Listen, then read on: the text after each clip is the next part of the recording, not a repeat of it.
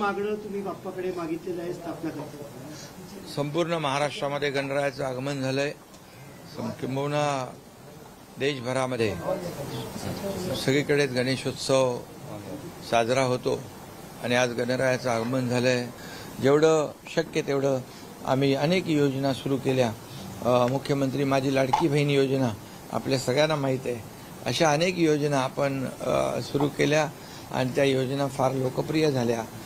महिलांसाठी, शेतकऱ्यांसाठी, कामगारांसाठी, आमच्या युवा हे गणपती बाप्पा यावर्षी पाऊस देखील चांगला झालाय. शेतकरी देखील सुखी समृद्धी होत त्यांच्या आयुष्यावरचं संकट अरिष्ट टळू दे, चांगली शेती होऊ दे.